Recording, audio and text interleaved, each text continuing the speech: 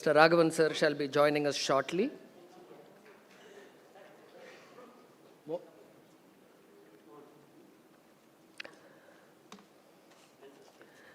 கனியிடை ஏறிய சுவையும் முற்றல் கழையிடை ஏறிய சாரும் நனிப்பசு பொழியும் பாலும் தென்னை நல்கிய குளிரில நீரும் இனியன என்பேன் எனினும் தமிழை என்னுயிர் என்பேன் கண்டீர். இதுவே தமிழராகிய நம் அனைவரையும் இணைக்கக்கூடியது. எவ்வளவு வயதானாலும் இரத்தத்தில் தமிழ் உணர்வு கொதிக்க கைத்தட்டலை முதலில் தொடங்கிய அந்த ஆசானுக்கும் எங்கள் வணக்கத்தை தெரிவித்துக் கொண்டு, அத்தனை மொழிகளுக்கும் ஆசானாகிய எங்கள் தாய்மொழியாகிய தமிழை வாழ்த்த தமிழ் தாய் பாட்டு வாழ்த்திட அனைவரையும் நிற்குமாறு அன்புடன் பணிக்கிறோம்.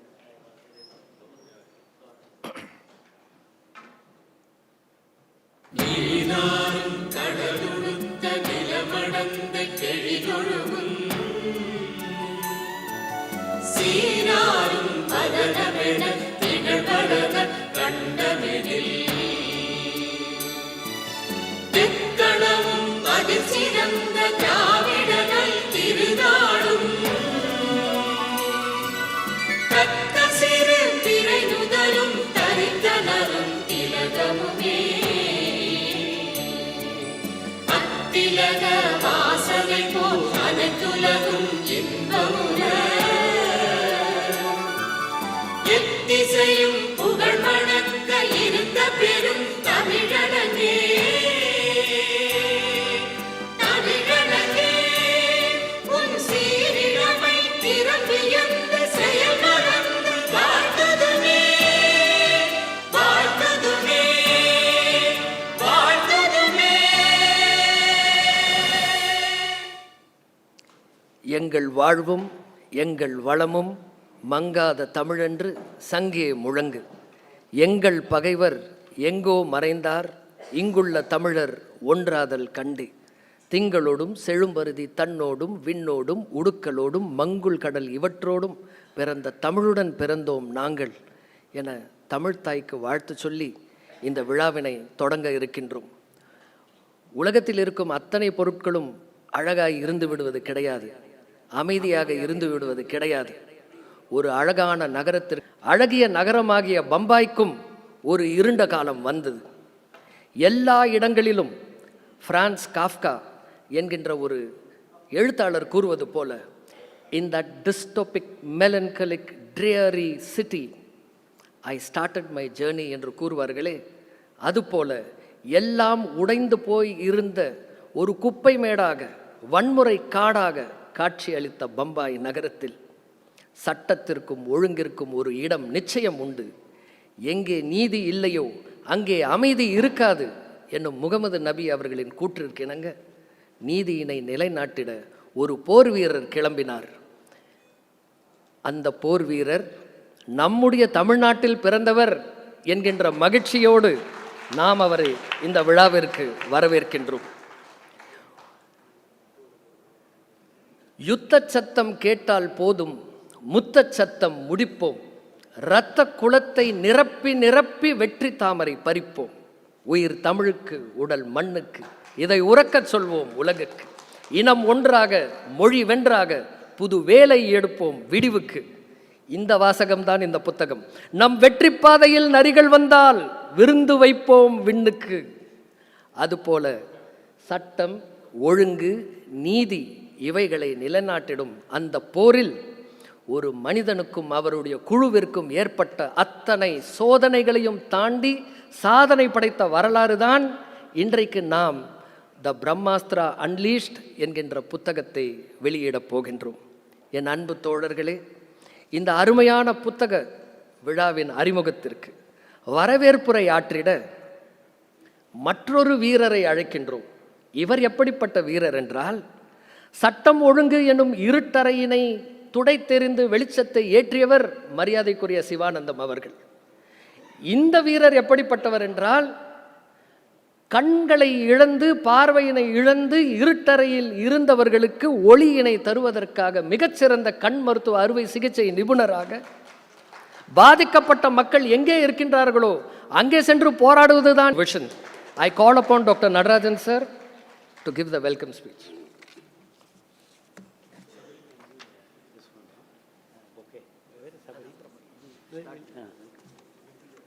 Mr. Sabri, where are you? Can we get the bouquets? So, respected Shivanandan sir, Raghavan sir, Sri Yashwardhan Azad, I'm a good friend of his brother Rajvardhan Azad, and my excellent friend from childhood, Dr. Mohan Rajan. His father was my teacher, and various dignitaries on the stage and off the stage, friends, and I'm saying all youngsters because this is being watched in the live YouTube. So good evening. So I'm happy we are doing this function in this same school where I studied. Can I request now Shivanandan to welcome each and every guest here with a bouquet. Mr. Sabri? Sabri? Can you bring it one by one? Give it to sir, Shivanandan sir.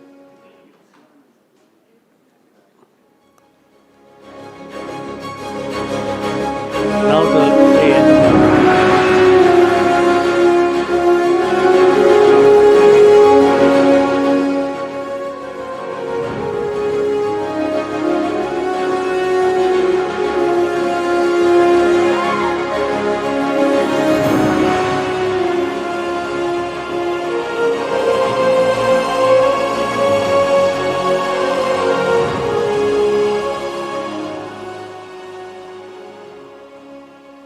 Thank you, Shiva. So I'm happy to see you all in my school auditorium for the book launch authored by my best friend, mentor, guide, guru, Sri D. Shivanandan. All are wondering that myself as an eye doctor and founder of the Sundaram Natarajan Blind Free India Foundation is hosting the book launch of Sri Shivanandan IPS retired. Along with me, my co-founders, Mr. Akshay Kumar Sheth and Mr. Nayar Nirali here. First, I want to talk to you about Madras and Madras Christian College School. Like we are from the yesterdays of Madras before it became Chennai, but I always remembered the Madras Egmore station. There was always a Chennai Express where even it was Madras. So I was born in Madurai on 4th September 1957. In November, my mother brought me to the Government Eye Hospital quarters, the 10 Marshals Road, which is now started in 1819. And my grandfather, late Dr. S. Nataraja Pillai, was assistant surgeon in the same government eye hospital between 1930 and 1941. And he also lived in the same quarters. And also, we are proud that Madras has the first All India, in the first museum in ophthalmology in the world. And now American Academy has a big museum which is worth $12 million given by 2 ophthalmologists. But we are proud of Madras because I want to bring back the glory, and I'm trying to. We have Dr. Balasubramaniam from Madras Medical College. We are making our anatomy building called the Madras Red Fort. And my father worked under Dr. J.E. Abraham, who was the legendary ophthalmologist who took care of our former Chief Minister Kalaignar Karunanidhi, who was the chief, who used to teach me parts of the eyes in 1960s. I also used to rattle cornea, conjunctiva without knowing the meaning. And then, hence, I decided, and as advised was by V.G. Panirdas, everybody in Madras will know him, who started the first beach resort in VGP Golden Beach in the 1960s. And make your dream as prayer and say it daily, sleep and get up and work. And actually, my prayer was in Tamil. Naan or ulaga pugal petra kanmuruthora varvendum. I didn't know the meaning, but I did it. And my dream and prayer was I should become internationally renowned best ophthalmologist. It happened, but not by luck, but by sheer perseverance, persistence, and focus. Because Shivanandan all the time teaches me, but he thinks I have a scatter brain or maybe no brain. My gurus, Dr. Badrinath and Dr. Elja Jovanovic from Montenegro, the old Yugoslavia, actually made me world famous. I studied in this Madras Christian College School and passed school final in 1974. I am very proud. My school teacher is here. Can I request you to stand up, sir? Thank you, sir, for really giving me all the slaps and beating on my back, and I think I am straightened. I remember that one day I cut a class and went with my friend's home near the Chetpet station. He immediately called my father, who was the chief of the government hospital, and one slap I got both from school teacher and my father.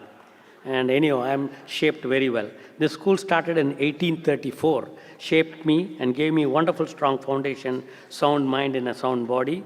We have 2 cricket grounds. Whoever has not seen the school, you should go to the other side of the building.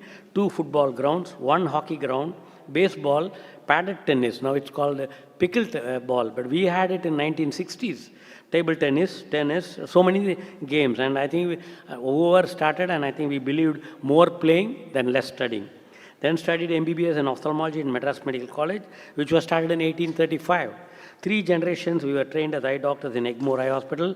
Later I was trained as the youngest vitreoretinal surgeon at 27 years of age by Padma Bhushan, Dr. Badrinath. Then I was the youngest consultant. And I'm happy Dr. Badrinath's sister's son is here, Mr. Vasan.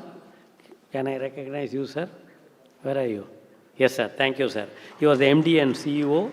And then I was the youngest consultant with him in Shankar Nethralaya, which is near the school, and that's in Nungambakam. And every time he used to tell every patient he operates better than me. Who will tell that? And that too in 1984.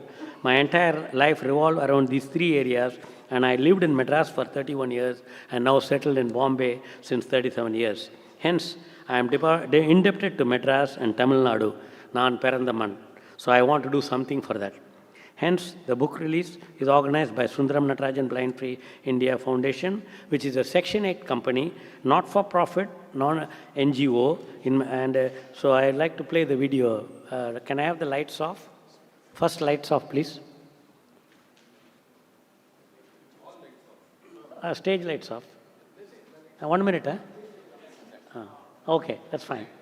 Can I have the volume?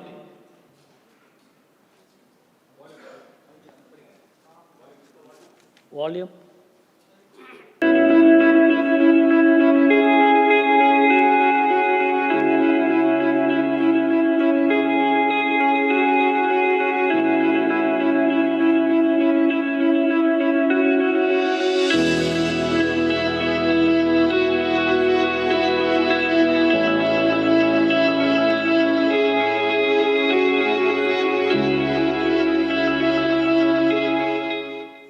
I, Dr. Sundaram Natarajan, along with my committed team and partners, found Sundaram Natarajan Blind Free India Foundation, wherein our sole focus is to make India blind free.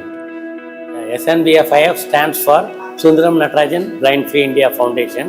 Sundaram is my father's name, and Nataraja Pillai was my grandfather's name. So Sundaram Natarajan Blind Free India Foundation.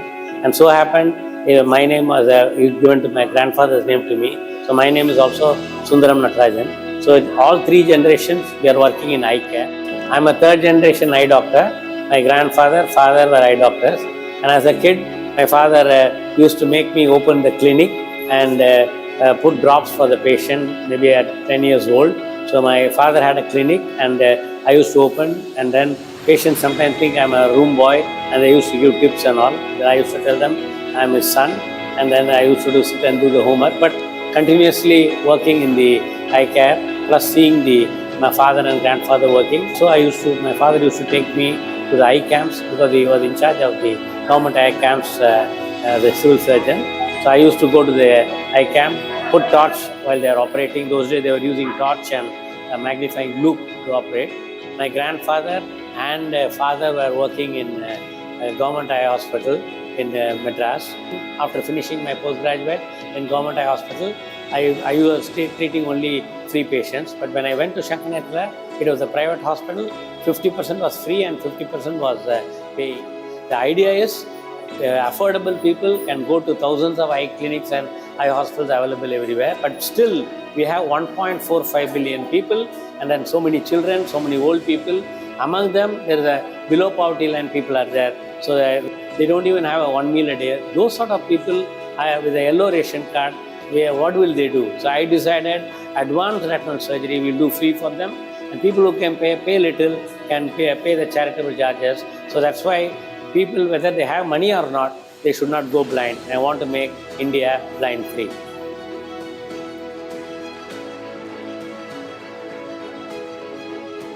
So I received the Padma Shri Award in 2013 from President of India. Shri Pranab Mukherjee, and in presence of the Prime Minister, it was announced for my vitreoretinal surgical skills. Dr. Sundaram Natarajan, vitreoretinal surgery.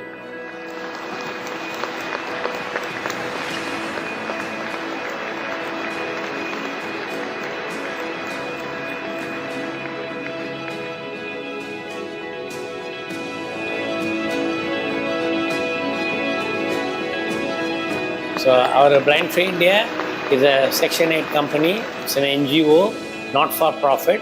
So one, people can donate funds. Some people can give grants for doing research. Some can give endowment fund. And apart from that, we are looking at young students who are studying in the college who can be volunteers in the organization to spread awareness on eye care, spread awareness on diabetes and eye problem. So how it will be if every Indian has good vision from birth to death. So that we will be the most powerful country with a good vision and good health. So join the Blind for India mission, which is a monumental revolution which we are creating in India. You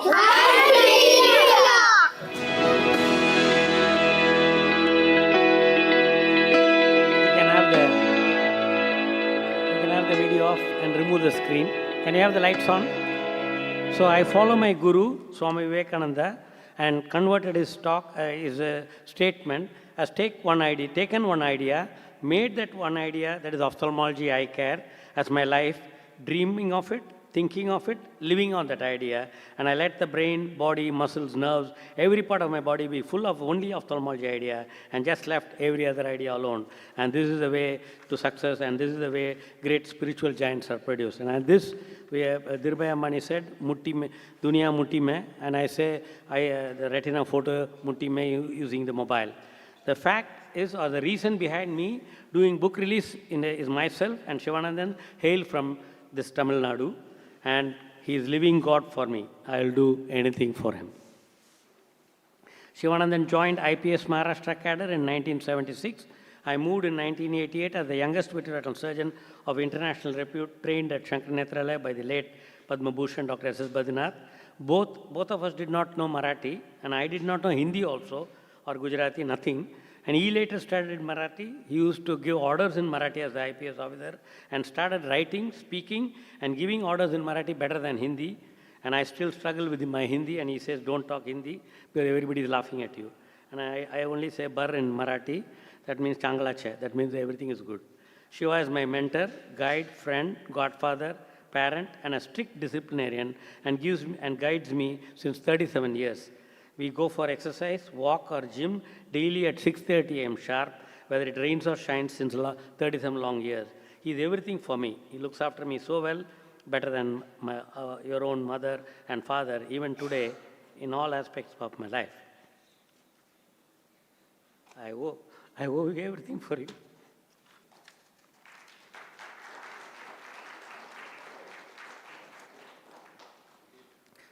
Second reason, he comes from humble Tamil family, did IPS on his own merits. That's the reason I'm doing this function here, not to boast of me, but I wanted to tell the connection between the eye and police officer. Was honest, upright officer with grit and guts who took risks in life.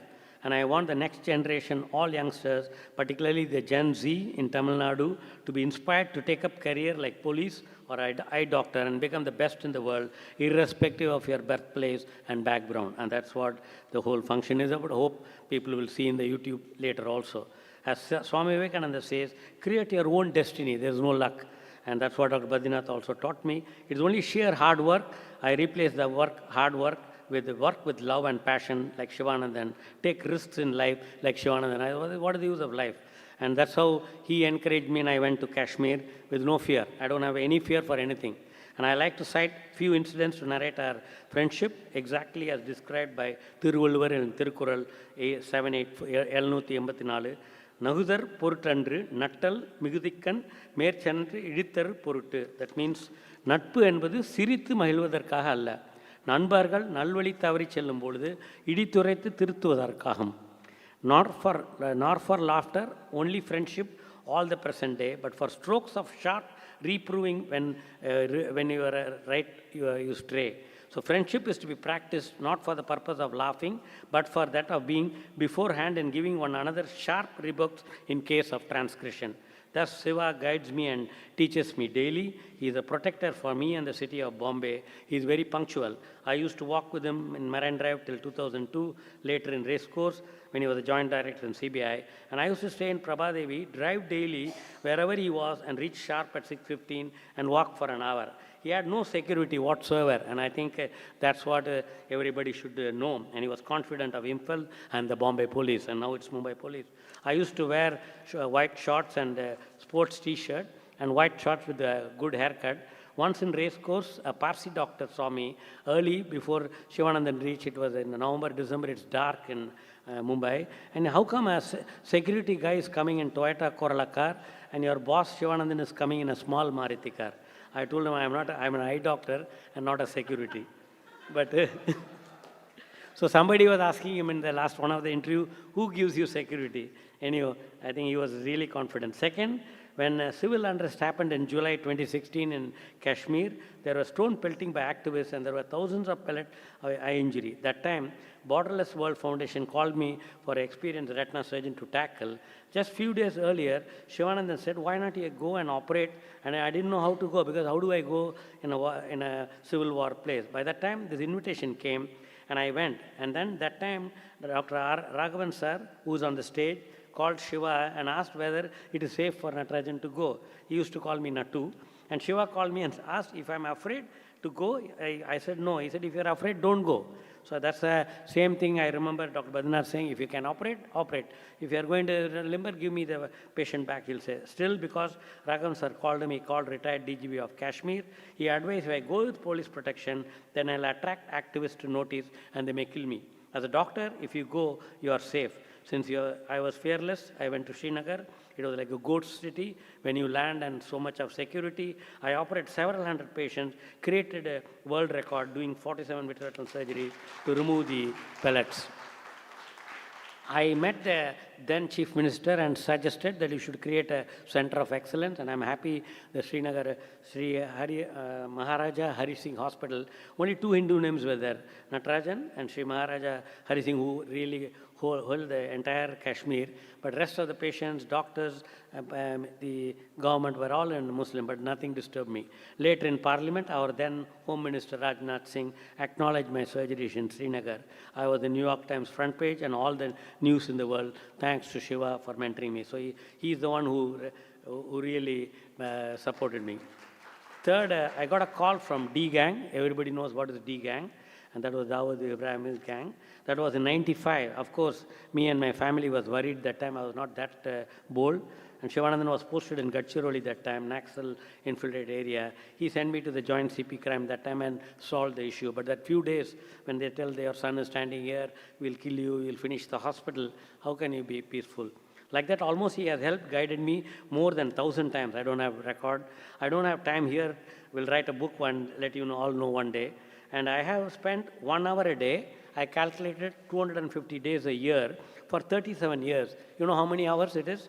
More than 10,360 hours. So now I apologize to his wife Lalita, who's sitting here and who's here with us, and his two daughters. That means he spent more time with me than the family or the police or anybody.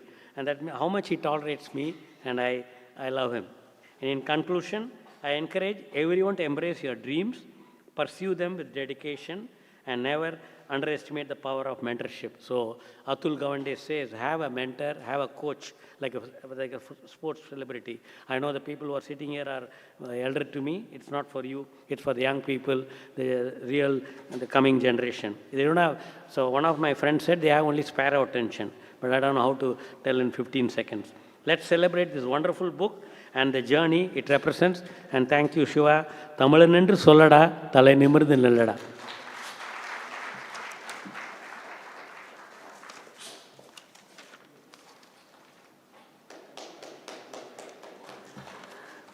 Thank you very much, Dr. Natarajan, sir. The immense love and affection which you have for you, sir, elevates him from the position of a fan into a friend. So, congratulations, Dr. Natarajan, sir, for the beautiful talk. And now, We all know that the proof of the pudding lies in the eating. All this trailer is about the book. And now we shall have the unveiling of the book. And purposefully, we have not wrapped it with any gift wrapper because this book is by an honest police officer who does not need any gift wrapping. கையில் காசில்லை, மனதில் மாசில்லை, புத்தகத்திற்கு திரை இல்லை, எங்கும் எந்த ஒளிவு மறைவும் இல்லை. ஆகையினால் புத்தகத்தை வெளியிடுவோம்.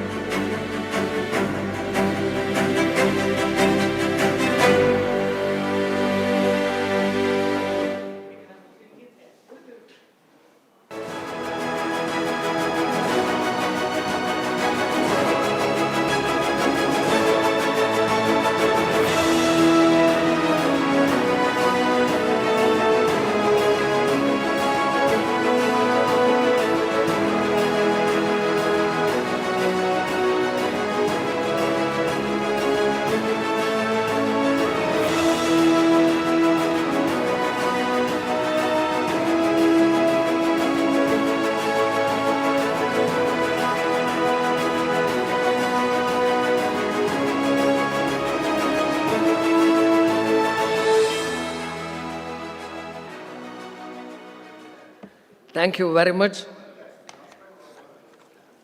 Dear colleagues, now we shall move on to the next part of the program in which our guests of honor shall talk to us about the book, the man behind the book, and why they are here to receive the book. And the first speaker will be my beloved friend and guide, Dr. Mohan Rajan sir, who will be the president of the All India Ophthalmic Society, which is the largest professional body of ophthalmologists in the entire world. So I call upon Dr. Mohan Rajan, who deserves not just an introduction, but an acknowledgement, because when he was in the scientific committee of the Tamil Nadu Ophthalmic Association, he was single-handedly responsible for opening the maximum number of district ophthalmic associations in the entire country. And now he is here to replicate the same Tamil Nadu model all over India through the All India Ophthalmic Society. Ladies and gentlemen, Mr. Mohan Rajan, Dr. Mohan Rajan, Professor Mohan Rajan, a wonderful human being, Mohan Rajan.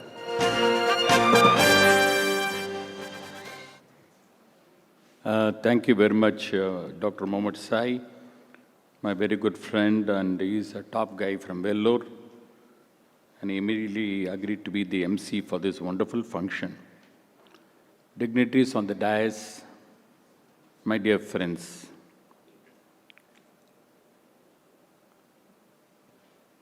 I'm a very staunch follower of Swami Vivekananda like Dr. Natarajan, my brother, Dr. Natarajan. And I would like to acknowledge, today I'm standing as the Vice President of the largest association in the world.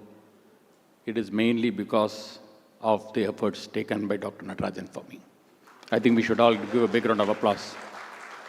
I won the elections with a huge margin because of the support Dr. Natarajan gave through his heart. Friends,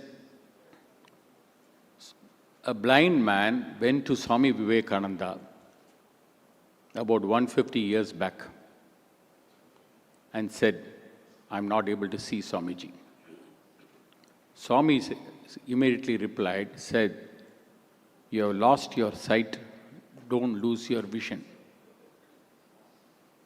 So there is a difference between sight and vision. The sight is what we give as ophthalmologists when you do a cataract surgery or retinal surgery or do a laser. The vision is beyond that. And that's why we see all the people who are on the dais are all visionaries here. We should all give a big round of applause. They are all thinking beyond the level of the sight, that is called the vision. And that's why we call them visionaries. And that's why they are able to achieve everything in their life. My speech will be in 3 parts. The part 1 will be focusing on Dr. Natarajan. Dr. Natarajan told about himself, about what the work he is doing, but what he has done for the ophthalmic fraternity, not only in this country but in the world of ophthalmology, we should be all proud of. Natarajan is the role model and inspiration, motivation for all of us in ophthalmology. I know Nati right from the college days or even undergraduate days. My father and Natarajan's father worked together in Government Ophthalmic Hospital. We know each other for quite some time. It's an honor that Dr. Natarajan is a role model. But more importantly, I do not know how many of you are aware, this book, sir, is a perfect example on Natarajan's life also. How many challenges he faced during. It's not easy to go from Tamil Nadu to Bombay, a city like Bombay, and hit the top. And consistently staying on the top for the past 30, 40 years. It's amazing. You can go to the top easily, but being on the top consistently is so difficult. The vitreoretinal surgeon of repute across the world. Wherever I go, whichever part of the world I go, are you from Dr. Natarajan's country? I'm talking about ophthalmology in general.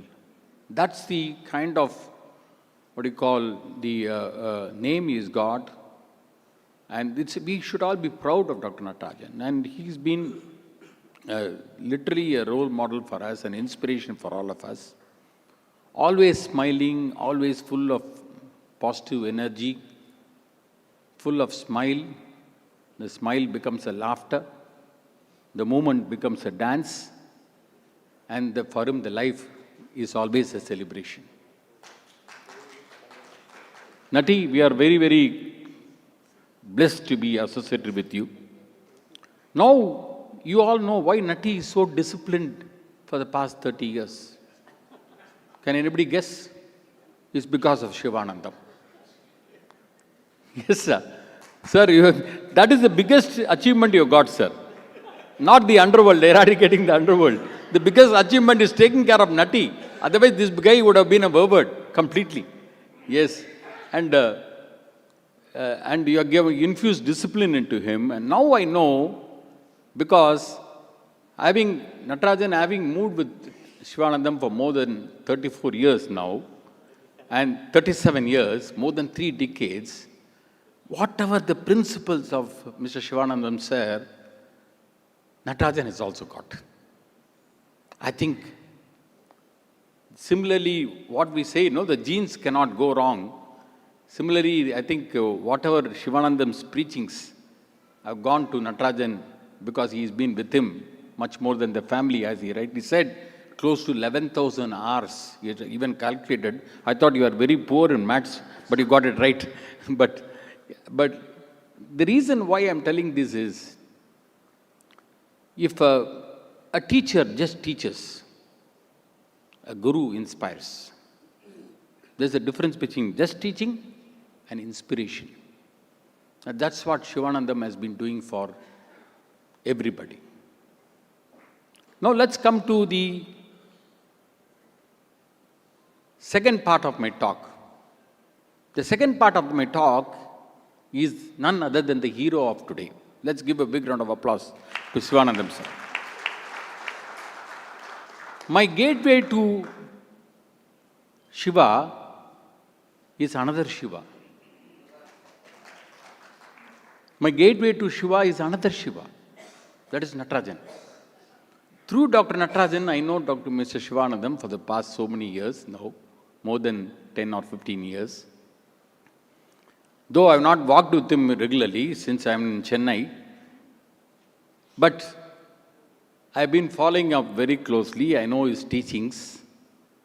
I know how upright he is an example for all not only the police officers, but the entire country to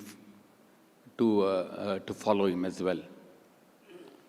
Shivanandam sir, in my opinion, is a great man, very rarely you get a combination of everything in one person.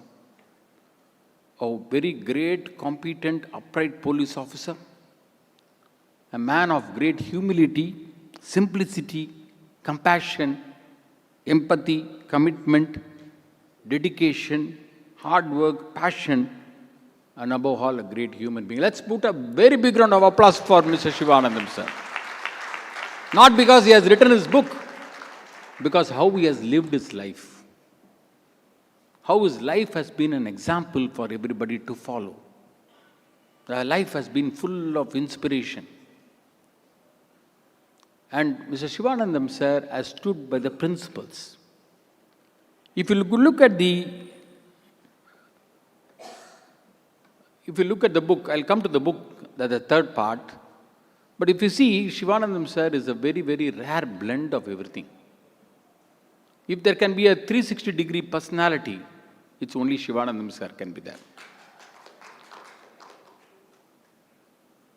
And he can be Virendra Sehwag, he can be Mahendra Singh Dhoni, he can be Sachin Tendulkar, he can be Kapil Dev, he can be anybody. What I'm trying to say is he is the versatile person.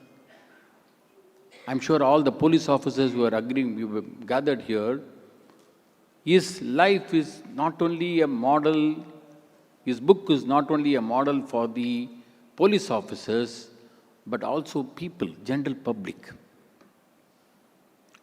When I read the book, normally I don't read books except ophthalmology books. My wife is a very, very staunch reader of all the books. When I started reading the book a few days back, when Shivanandam, sir, sent a copy to me, literally you can get glued, you do not go out of the book. Once you start reading, you'll finish it off. Because every chapter is so interesting. The next chapter is interesting, more interesting than the previous one. The amount of hardship he has gone through, sir, when I read the book, tears started coming in my eyes. Seriously, I'm telling you. Because we all know that in 1980s and 1990s, the Mumbai underworld was one of the major problems in the crime, gangster, kidnapping, extortion, and so many other, flesh trade, in association with the Bollywood, with cricket, and so many other things he's been mentioning, everything in the book. Dawood Ibrahim, Chota Rajan, Mohan Rajan. I'm sure if I had been there at that time, you would have encountered me as well. But the reason why I'm trying to tell this is, in front of this august audience, is that this man has gone beyond the call of the duty. You could have been just a regular IPS officer or a police officer or the police commissioner of Mumbai or the chief of the crime Mumbai or the DGP of Maharashtra or the police commissioner of Thane and Nagpur. You could have just stood by and finished off your term and got away, like many people do. But he beyond the call of the duty and he unleashed the Brahmastra at the right time. At the right time. The first time in the world wherein a Shiva has used a Brahmastra. To eradicate something out of this evil, out of this world, out of the country, making Bombay, not only Bombay, the entire, because the same MCOCA, whatever you call it, has been adopted in Delhi, Karnataka, and across the entire country as well. It's become the gold standard. All because of one person who has changed the entire ball game. Sir, we are really indeed blessed to be associated with the person of a caliber. And the reason why I told he goes beyond the call of the duty is that after retirement, he started a roti bank which has become very, very popular Imagine the number of meals he has served till now. 23 million meals. 23 million meals. This is the world record of any sorts. Sir, I want to use this opportunity here because it's going across the entire channels. A lot of TV channels are there, YouTubes are there. The government of India should recognize you, sir, for the amount of work you're not only for the eradicating the underworld, but also taking care of the poor and the needy, which is very, very important. Very rarely you see a non-medical professional like Sivanandam sir to have so much of compassion, empathy. Normally medical professionals, we have compassion, empathy. I always believe, I tell my postgraduates and my associates, if you don't have compassion, empathy, please take your MBBS certificate, tear it and put it in the dustbin. You are not fit to be a medical professional. But to be a non-medical professional or a police officer like Sivanandam sir, and to have so much of compassion, empathy for the society is something which is incredible. My salutations to you for that, sir. We are indeed very happy. And also you can see here that Sivanandam sir has sacrificed his entire life, and a name synonymous with integrity, intelligence and fearless policing took on one of the most dangerous challenges in the modern India, the Bombay underworld. So, one Shiva is taking care, eradicating blindness in the world. The other Shiva, the hero of today, is taking care of the eradicating of the underworld in this world. So,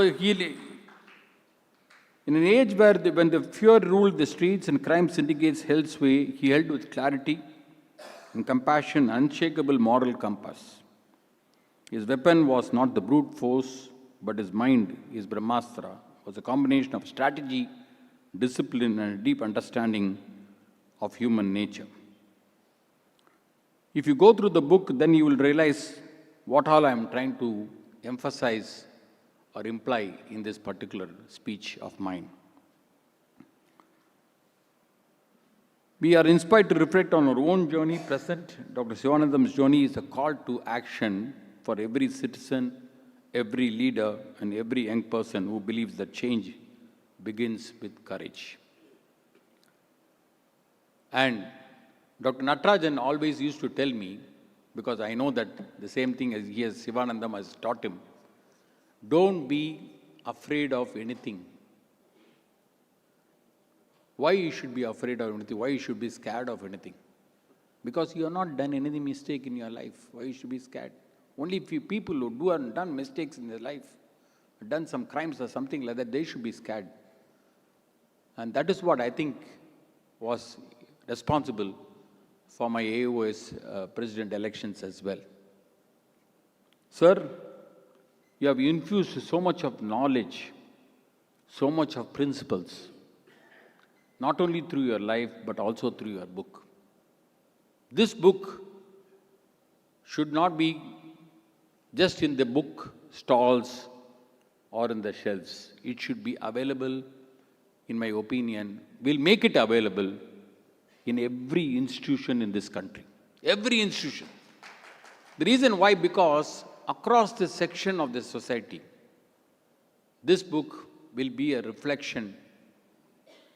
This book will lead them into a better life, better balance in life, better courage, and to be upright, and to be having the determination and the compassion and empathy through this book.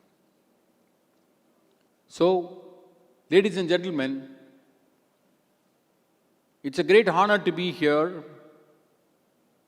and giving as a guest of honor for this wonderful function of release of this Brahmastra Unleashed. And Sivanandam sir, in my opinion, is the Colossus.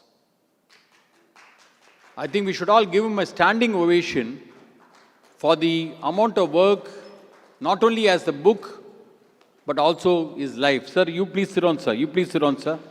We should all give, I want a bigger noise from the audience, please.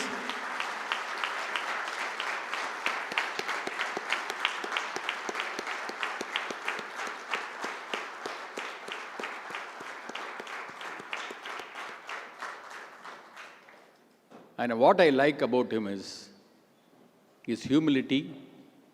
And hats off to you, sir, for tolerating Dr. Natarajan for the past 37 years. Thank you. Thank you very much, Dr. Mohan Rajan, sir, for a wonderful speech. Dear colleagues, you would all agree with me that stereotyping and generalization are two great crimes which have been committed, and these have deviated and distracted the youth of our country.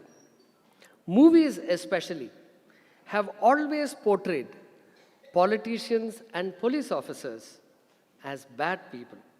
Some movies have even gone to the extent of promoting the underworld as heroes and the police and the politicians as baddies. And the doctors these days are also suffering from the same victimization by the movies. Here, our next guest who is going to talk is associated with all three: a politician, a policeman, and a doctor. Our guest next is Mr. Yashovardhan Azad, who is a 1976 batch IPS officer, the son of the former Chief Minister of Bihar, Mr. Bhagwatja Azad, brother of Dr. Rajvardhan Azad, Director of All India Medical Sciences, and the uncle of my classmate Shaurya, who is also a surgeon. He was also the Special Director of the Intelligence Bureau. Many American presidents have come to this country and gone back safely because of him, because he was the Chief Security Officer for Bill Clinton and all the other American presidents who came to our country. In addition to that, he was also the Central Information Commissioner, who has led parleys to Pakistan, Bangladesh, and all the neighboring countries, because he believes in having a safe neighborhood through friendly diplomacy. Ladies and gentlemen, I call upon an officer and a gentleman, Mr. Yashovardhan Azad, to address the gathering.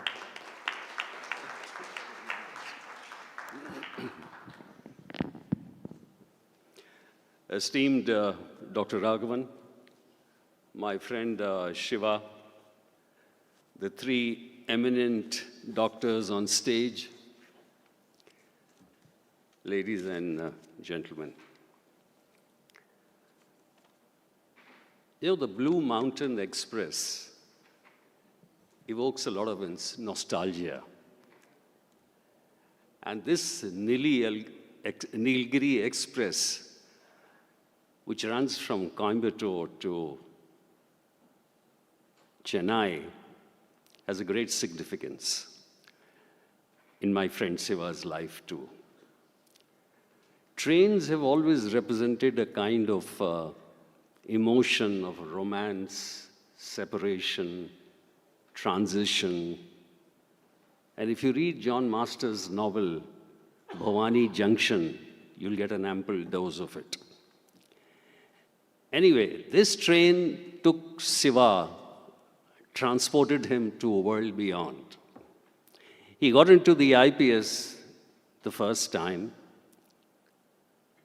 He was a lecturer in Coimbatore, used to come and give the exam, go back, come again another day for another paper. But for this lad from Pollachi, a place near Coimbatore, to come to Chennai and then finally go to Maharashtra and be accepted as a darling of Mumbai is perhaps one of the greatest achievements. And I must say that he's certainly the pride of Tamil Nadu. And to get a recognition in Chennai itself, his home state, due to the eminent doctors here, is amazing feat. I think it's a great opportunity for me to speak here on this occasion, especially with such eminent men on the dais. You've heard a lot about Siva. I, of course, know him for since 1976. What was Bombay like in 98, in mid-98, when Siva went? There are many books, there are many films where it had been depicted and with a great bit of romance, where top actors who didn't even want their hair removed a little or changed, they have either glamorized or they have either underplayed. But the real underbelly of Bombay, the slime and the grease, the brutality, the devastation, the entire impact on the people perhaps never has been expressed so candidly as in this book, Brahmastra. It's like a brutal chronicle of a city under siege, and that also the financial capital of India. In the 90s, the warlords were virtually carving out Mumbai in the area of real estate, cinema, smuggling, drugs. There was nothing spared. And after the Mumbai 93 famous bomb blast, with the entry, Dawood himself, who had entered in the 80s, was leading a no-hold-bars campaign against the Gauli gang. And later on, when the Chota Rajan split after 93, and we were following very closely in the Intelligence Bureau, Mumbai was absolute hell. And the way Siva has described it in Brahmastra is truly telling. The JJ school shootout, can you ever imagine that in a ward where a prisoner has been kept with a posse of policemen, armed, and there's a whole gang which comes in with AK-47, the doors are closed, and through the door, the firing goes on, about 400 to 500 rounds, bombs are blasted, and finally the prisoner is killed. You can imagine the kind of scare. Another one, from police lockup.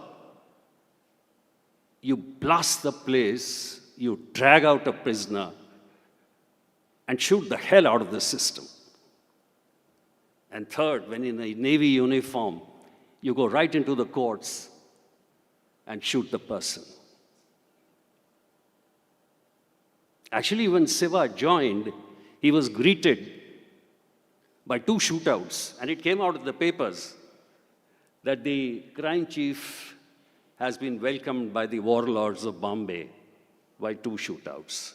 And worse still, I'm telling you because the few police officers here, Archana is here, my batchmate are also here, will understand the kind of pressure, the kind of tension it builds on the police officers, and especially if you're a crime chief. And worse, after a few months, when there's a report by Justice Aguiar, if I get the name correctly, who said that the 99 encounters by the Mumbai police are fake.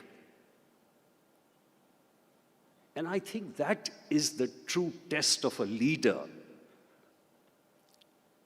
When an IG leads from the front, and Siva went hammer and tongs to see that the same judgment was overturned by a division bench of the High Court, 2-member bench of the High Court, a few years later, deploying an excellent lawyer, Manohar, or some name like that. And finally, in 2014, even the Supreme Court maintained that order, sustained it.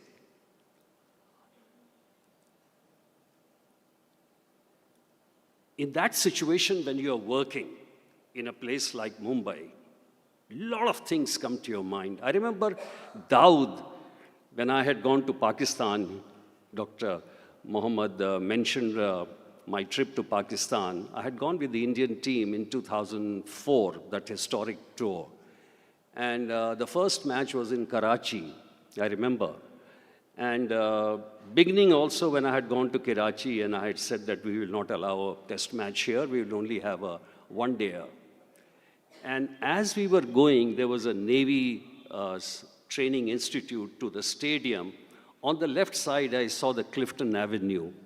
And I looked at that house, which we used to know by heart in the Intelligence Bureau, CBI, and everywhere. And the ISI guy who was sitting ahead of us in the bus looked at me, we looked at each other, and I smiled, of course, knowingly, and yes, this was his house. And I think if there is one shame which we will carry in the national security setup for which we are all to be blamed, is that Dawood is still alive. And Dawood is still doing whatever he wants to do. Whether Operation Sindoor, I think the first thing we should have done was to get these three guys, Hafiz Saeed, the JM guy, Azhar Mahmood, and Dawood. The rest would have taken care by itself. Anyhow, in this situation, so what does a person do when an organized gangs have virtually overwhelmed the system, have tracked almost every part of the Mumbai world? How do you go about it? And I think that is the most important thing which has been spelt out, chronicled so well in this book, Brahmastra. The first thing is that you have a very glamorized version.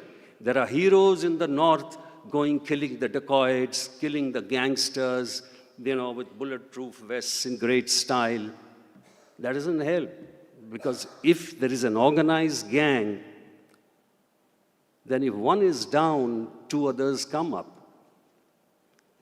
So when you are fighting an organized gang, you fight in an organized manner. And that's what Siva did. It was least glamorous.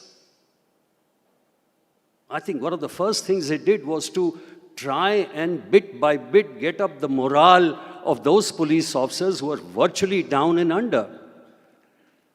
The second thing was that he relied very heavily on the Maharashtra Detention Act. More and more gang lords were being put in. There were amazing number of seizures, and if you see the numbers in 98, 99, 2000, 2001, there's an amazing increase in numbers. Forensics, the investigation, each and everything to go through painstakingly will leave you no time for nothing. But I think the most important thing which Siva did, and I admire him for this, because very, very few officers, even when I was there in districts in Madhya Pradesh, one had hardly any time to do these basic things. That is to create and help build a law.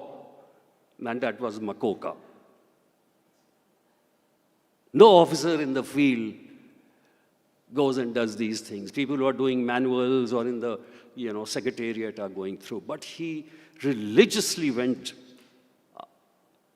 and Makoka came up in 6 months, only at his behest. Getting the support of the chief minister, getting the support of the home people, getting the support of other people. And it was Makoka, and the test of Makoka lay that when the gang lords hit Milind Vaidya, who was the ex-mayor,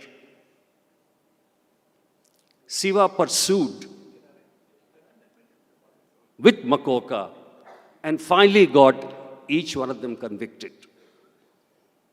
How do you lift the morale of the police officers?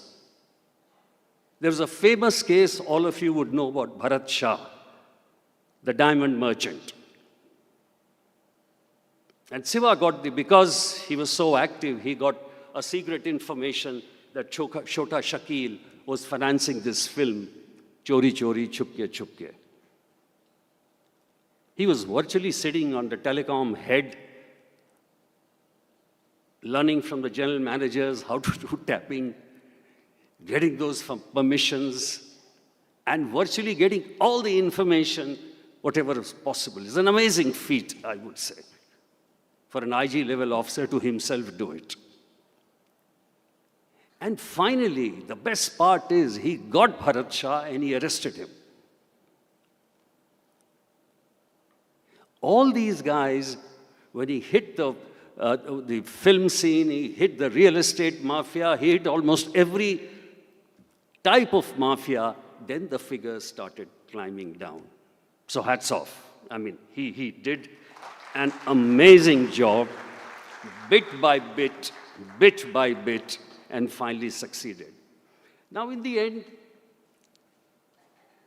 this book, there are a lot of things to ponder upon. What is the ecosystem which generates this kind of fault lines in the system?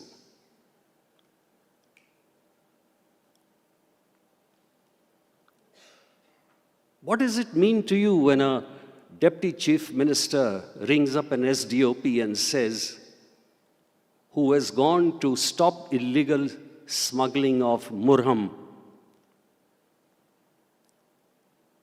that you don't do your job? How does a mafia sustain itself? The sand mafia today is almost all over. In 1988 and 89, the Bihar mafia was at its peak, the coal mafia. And there was a chief minister, Bhagwat Jha, who smashed the mafia, put 18 of them in the jails. But after a year and quarter, he was kicked out. No one supports such efforts. I remember in the Bharat Shah case itself, when I was sitting with Siva one day when he was there on the seat, and we were chatting in some restaurant, and he said only Priti Zinta was the only one who gave the statement against the mafia. Each one of these big guys, Shah Rukh and all those, they melted away. No one stood against the mafia with the police. And that's why people who are in Mumbai recognize what Siva did. Coming back to the ecosystem, the book raises in the end a lot of things, if you see it. Siva talks about the crimes of the future. Even I've written about crimes of the future, the new age crimes. Are we equipped enough to fight them?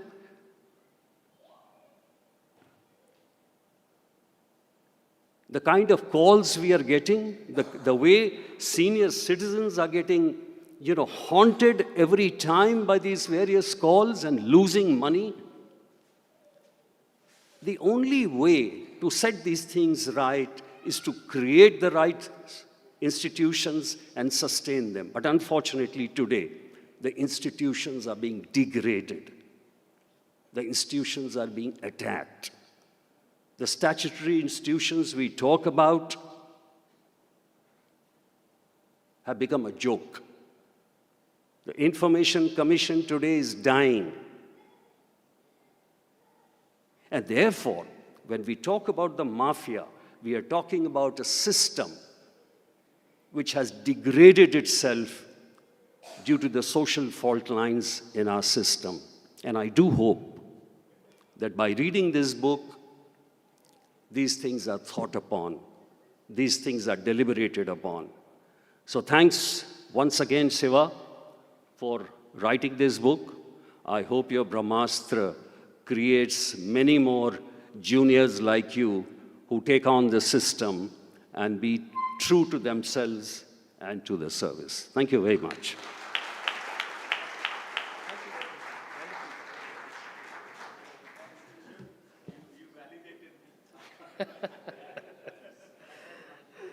This is what you call cross-referencing. When one article supports another article and we believe in the veracity of the article. Dear colleagues, the next guest of honor is a wonderful human being, a senior IPS officer from the 1963 batch, Dr. R.K. Raghavan sir, who has been the former director of CBI. He was the Indian High Commissioner to Cyprus. He has been the author of numerous articles in Hindu and many other magazines of repute, wherein he has commented upon security policy of the country and what the civic society should do to have a safe society. Not just that, it is our wish to keep the entire event and the evening apolitical, but this gentleman had the courage to head the special investigation team of the post-Godhra riots, where 2,200 people were killed, burned, and raped. And he had the moral courage to convict a person who was a minister. I do not wish to name the party and the politicians, but we have with us a gentleman who rose to the call of duty and established the faith of the Indian people in the constitution of the country and in the ethos called the Republic of India. Ladies and gentlemen, let us all invite Dr. R.K. Raghavan sir to address the gathering.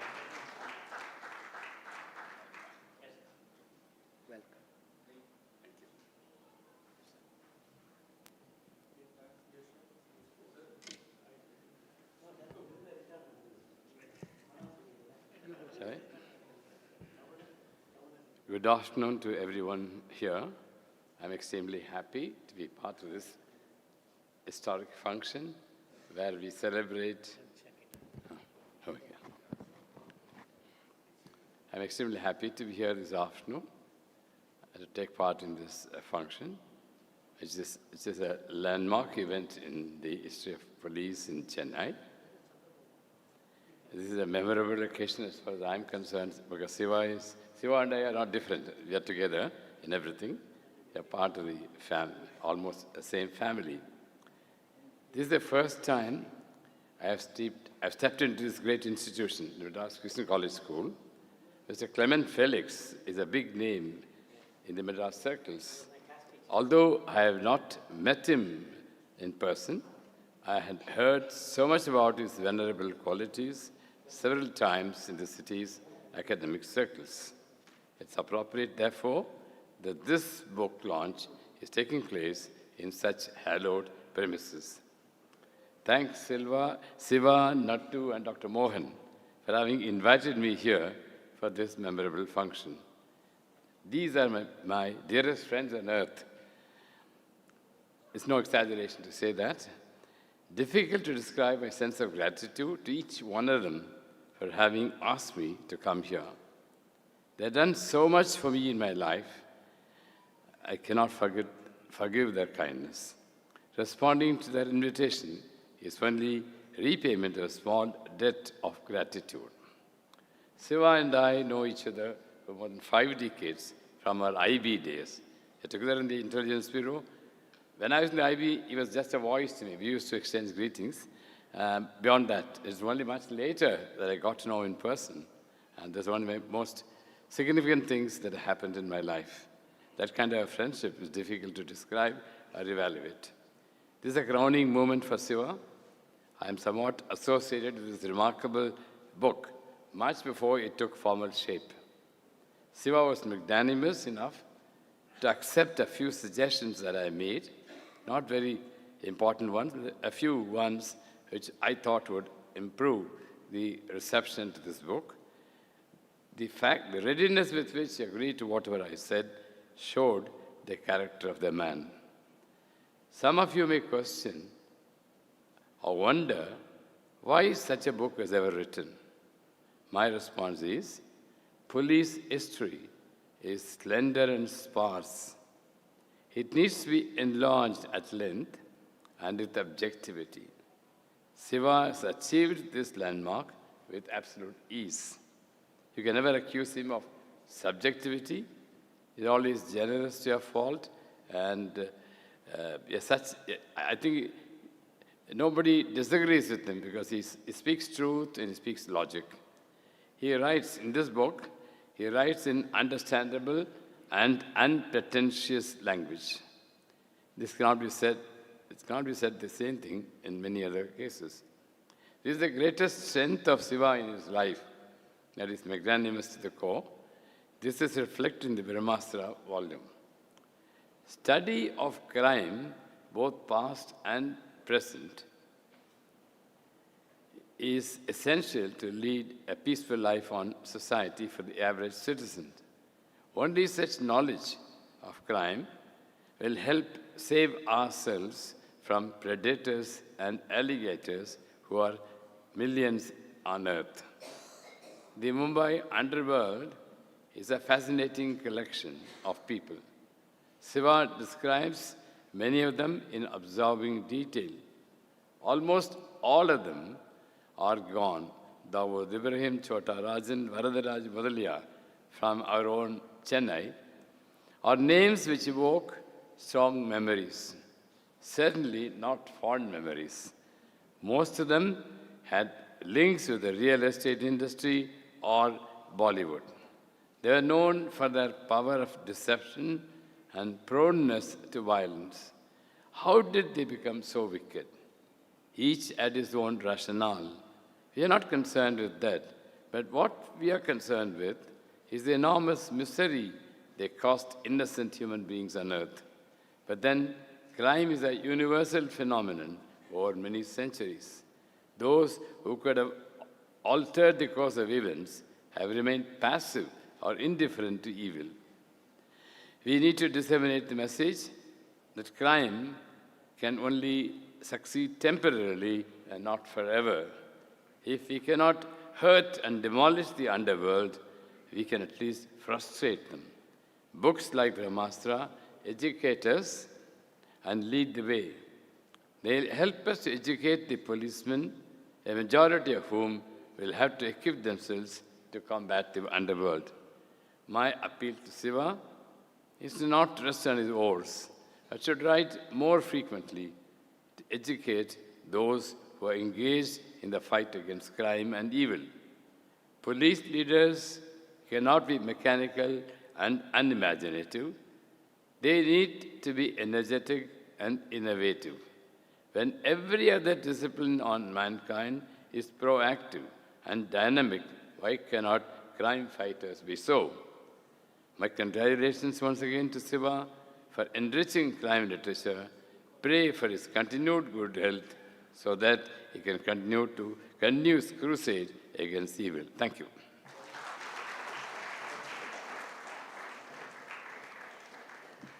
That was a wonderful oration. It was not a speech, it was an oration. I see many youngsters here in the crowd, and I would like to tell you one thing.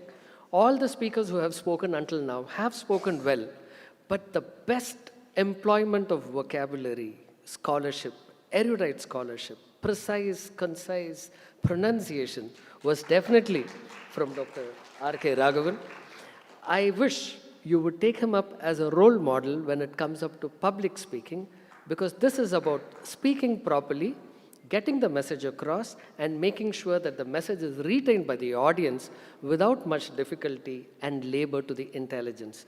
Respected sir, your talk was a classic example of Charles Dickens' prose. Congratulations, sir. Thank you, and you are a wonderful inspiration.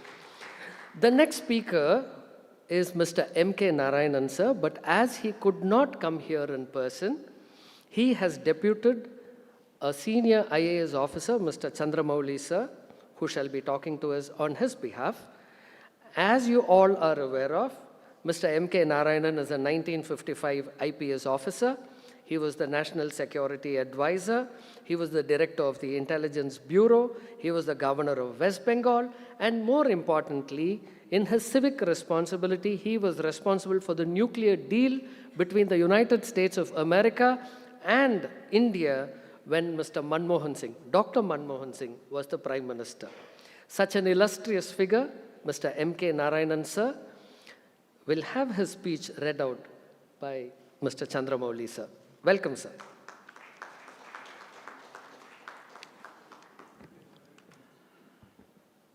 Dignitaries on the dais and off the dais, it's my pleasant duty on behalf of the Chennai International Center, who is also a co-host of this event, to congratulate the hero of today, Mr. Sivanandam, for his tremendous achievement. And all the dignitaries on the dais have already spoken and given strong messages.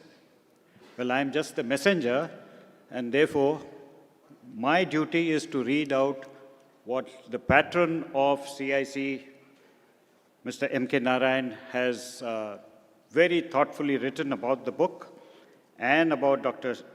Sivanandan. So I quote, "I am determined at any cost, and despite my accident," incidentally, he is down, he has fractured his hip, but still had the time to pen down his thoughts on this book and on his association with Mr. Sivanandan. I'm determined at any cost and despite my accident to express my views on the book, The Brahmastra Unleashed by Sivanandan IPS, former Commissioner of Police, Mumbai, and former Director General of Police, Maharashtra, to be released in Chennai. Sivanandan is a dear and valued colleague of mine and one of the most outstanding officers of the IPS. Despite my recent accident, Mr. Sivanandam has kindly agreed to read out what I have written. Mr. Sivanandan is not only a valued colleague, but I cannot recall another book written by a practitioner of policing which contains so many valuable insights into how to handle the menace of urban crime and urban terrorism. Urban terrorism may have seen some decline in recent years in India, thanks to the extraordinary exploits of Mr. Sivanandan and his band of brave police officers, many of whom gave up their yesterdays for our tomorrows, but we cannot afford to relax our vigil. The true value of the book, The Brahmastra Unleashed, a first-person account of how the Mumbai underworld was annihilated, is that it is unique in the annals of police history, not only in India, but across the entire East. Even in the United Kingdom, I have yet to come across a first-person account of this nature and quality, including from the famed Scotland Yard and the London Metropolitan Police. Quite a few commissioners of the New York Police Department have also penned their memoirs as well, but none, to my mind, equals in terms of policing, law and intelligence-led strategies, and the handling of violence what Sivanandan has produced in his extraordinary volume. The special importance of this work is that it is a treatise on the handling of crime and violence in metropolitan cities. One needed to truly live through the era of unadulterated violence that racked metropolitan Mumbai in the period Sivanandan was in charge to truly comprehend the enormity of the problems that he and his team faced. Over a reasonably small time period, Sivanandan and his team controlled the situation in a way that witnessed the Mumbai underworld being effectively decapitated. While the bulk of the praise rightly goes to Sivanandan and his officers in the Bombay Metropolitan Police, this would not have been possible also without the official and political support of the many different agencies of the government who gave him all-out support in this task. The real value of the book, hence, lies in the fact that the book is a mix of episodic first-person recollections, case studies, leadership reflections, and operational prescriptions. It moves between operational anecdotes, such as tracking and exposing underworld operatives, and wider reflections about institutional reform, including the strengthening of intelligence. As an insider, Sivanandan's voice carries the weight of both knowledge and authority.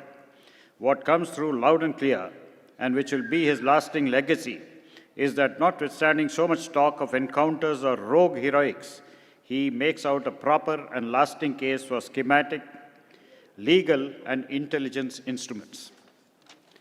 His recollections and success have helped elevate MCOCA, Maharashtra Control of Organized Crime Act, preventive detention and strategic prosecutions into a decisive Brahmastra, turning the gaze away from sensationalism in favor of a rule of law perspective.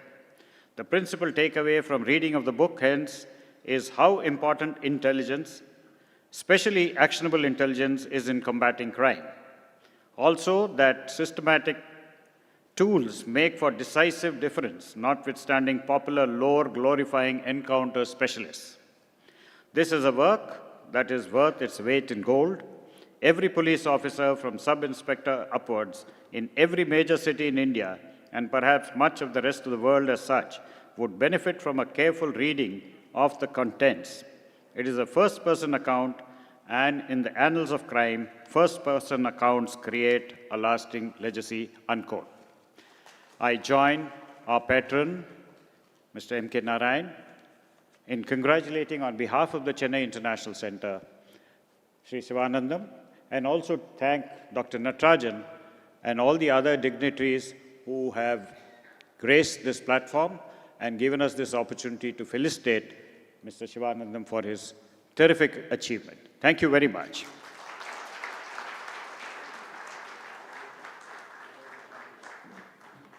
On behalf of the organizing committee, we express our gratitude to Mr. M.K. Narayanan, sir, for taking the time to pen such a wonderful and moving critique on the book written by Mr. Sivanandam, sir. And now we have the proof of the pudding, in that we shall be calling upon the author to explain to us why he wrote whatever he wrote. One good thing about our good friend, Mr. Sivanandam, sir, who was the DGP of Maharashtra, and before that he was in the crime branch for 6 years, and he was in charge when the Bombay Taj Hotel attacks took place on the 26th of November 2008. Although he lost brilliant colleagues like Mr. Hemant Karkare, who's no more, and 18 other wonderful police officers, he managed to go after every criminal and had all of them arrested, and that was a stellar achievement as the person in charge at that time. Not just that, on the 12th of March 1993, when he was in charge of the Intelligence Bureau, he has handled many sensitive portfolios, let us put it that way. He has handled many sensitive portfolios and has made the country proud and the city safe for the citizens of Bombay.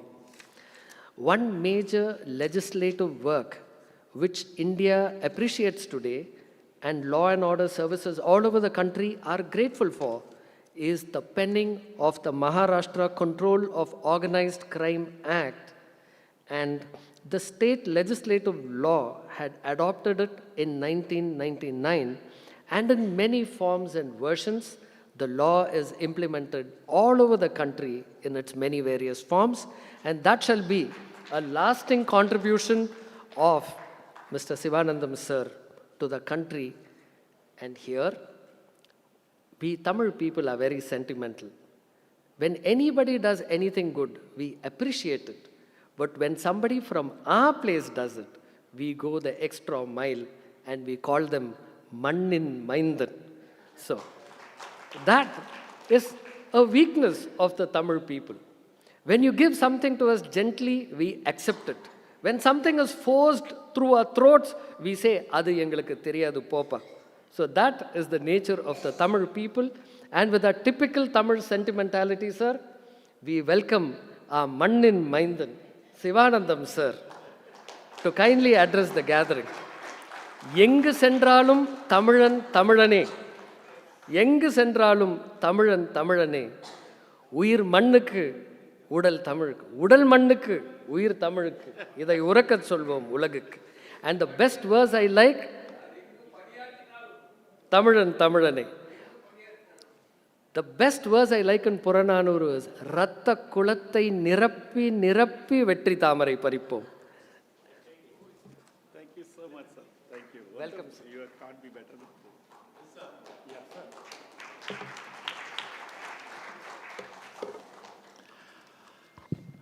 பெரியோர்களே, தாய்மார்களே,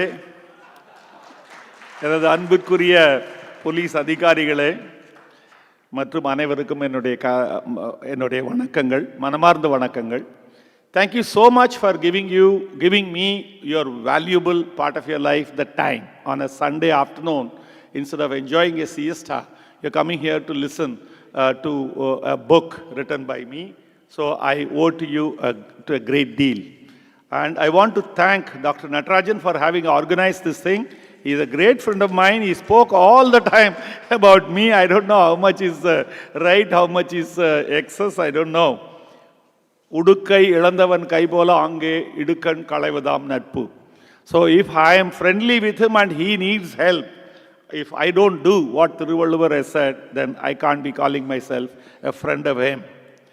So I also thank him for having organized this function, and Dr. Raghavan and Dr. Mohan Rajan.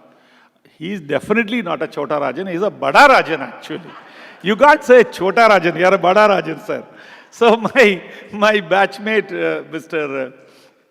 Yashovardhan Azad, he read the book and he gave you the gist of it. Each page he has covered. Thank you so much, Yasho.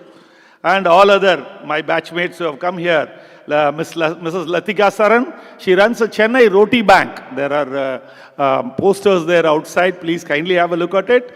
And she is my batchmate. He was the DGP and CP of Chennai, Nanchil Kumaran, my dear tall Balachandran V.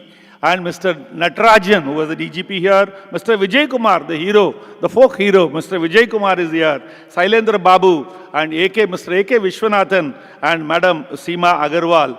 Madam Archana and Mr. Ramasundara, both of them are here. Mr. Ramasuban, my batchmate, is there. KVS Gopalakrishnan, Mr. Sivanandi, and Mr. Kamaraj from Delhi Police, Special Commissioner of Police, Delhi, retired. And also my friend Sanjay Mutal has come from all the way from Mumbai. He is the CEO forum member, and my various other friends have come. Mr. Gurumurthy is my colleague in the Reserve Bank, not Reserve Bank, sorry, RBL bank where we work. I was the director, independent director. He was the top man, number 2 man there. So with that, I thank all of you for having so many others. Most of the others are also very, very close to me or very close to Dr. Natarajan. All the doctors, the teachers, and various others who have come, really, I owe it to you. Otherwise, I don't belong to this place and this many people. Your valuable time, definitely, certainly, I can't command. And you have come, you have obliged. I'll remember this ever gratefully. Now, about the book, all others have spoken, so I'm not going to speak much about it. I don't want to prolong this meeting. You have to go home and enjoy whatever is left out of Sunday. I can only say the book has come after 25 years. The job was done in the year 2002. Now, why we are writing it to 2025? It is because before the others sing the virtues of all the gangsters and criminals, the journalists and others writing bestseller after bestseller, somebody has to leave what exactly happened for annihilating them. What is annihilation? In 1940, 1950, 1960, 1970, 80, 90 and 2000, the Mumbai and the country was ruled as a mafia don. Karim Lala, who had come from Afghanistan, later Haji Mastan from our India, Kadalur, our South India, Kadalur, and then our Varadarajan Mudaliar, famous Nayakan hero, and the other small-time people. They shared, ruled, they had done, managed all activities in the sea, smuggling and various other things. And then bloodshedding started, bloodletting started by Dawood Ibrahim, son of a Havaldar, Ibrahim Kaskar, who worked in the crime branch until 1986 and retired as Havaldar. Later he passed away. He brought all the bloodletting, and blood was flowing in the streets of Mumbai. Mumbai police was shooting, definitely. This encounter, the first one started was 1982, Mania Surve. The movie is called Shootout at Wadala. Later, some Dawood Ibrahim gang fellows were eliminated by A. Khan. Movie is called Shootout at Lokhandwala. Then hundreds of other shootouts by police. But did it solve the problem? The answer is no. It was going unabated. Gangsters were shooting themselves, hundreds of them. That was also going on all over. The list and the numbers are all given in the book. You can read. then what made the difference? The difference is when this Agyar Commission, as mentioned by Yasho, said that 95 encounters were fake, the so-called encounter specialists, who are the heroes of very many movies, they went into hiding, they were facing murder charges, and then Mumbai police went into cold. When they went to hiding, the gangsters became bold, and they earlier were shooting people, and the shooting started from 1984 when Dawood Ibrahim came into the scenario, but then it went unabated, like he mentioned about Babu Rashim in Jacob Circle lockup, in the court, right in the Killa court. Within 2 weeks, gangs started shooting each other. JJ Hospital shootout by Subhash Singh Thakur, and so many other things, brazenly challenging the very existence of the government. That's what happened there. And then one had to stop, because when the Mumbai police went into hiding, the so-called encounter specialists went into hiding, they went on a rampage in the year 1998, and they started shooting people in the offices, in their cars, in their houses and all. A total of 101 businessmen worth few hundred crores each was shot there in 1 year, 1998. Ladies and gentlemen, that is, every 3.5 days, one businessman was shot dead. It's not a joke. It is definitely not a joke. The government of India could have definitely dismissed the government under 356 of the Constitution for collapse of law and order. The businessmen did call the CM and the deputy CM and showered abuses before the Diwali, and they said they will celebrate Diwali by hoisting black flags and refuse to pay taxes after that. But then what happened was on 18/10/98, morning at Top Hill, one businessman was shot dead in his house, 6 o'clock in the morning. Afternoon, during lunchtime, another one was shot in Dadar, and evening, one more, third was shot in Pali Hill. That was the Diwali day. That was turned out to be a black Diwali as promised by them, and that is where the government had to wake up and say, now something has to be done. I was working in the Naxal area of Gadchiroli. I was brought there with a baby with the bathwater situation. I want to say that there was nothing called political interference, not even a phone call from anybody, either giving advice or seeking advice. Nothing doing, and there was no interference whatsoever. And then, if you are afraid, you are dead. Jo dar gaya, wo mar gaya was the scenario. So in Tamil they say, Namarkum kudiyallom namanai anjom. That was the motto. And with that, we went around. Of course, encounters did take place, because this Justice Agyar Committee report was negated by a Bombay High Court judgment by Justice Ranjana Desai, and later Mr. R.M. Lodha, the Supreme Court judge, after 14 years. Of course, legal fraternity helped us. V.R. Manohar, a very famous lawyer, did free of cost in arguments in Bombay High Court. And our lawyer Harish Salve, a friend of mine, he appeared free of cost in the Supreme Court, started out. Then when the police went to check them, they did shoot at the police. That is what that JJ Hospital shoot, where Shailesh Haldankar was shot dead, but 2 policemen who were guarding them were also shot dead. Oh, that kind of a brazenness was met by the police, by their own firepower.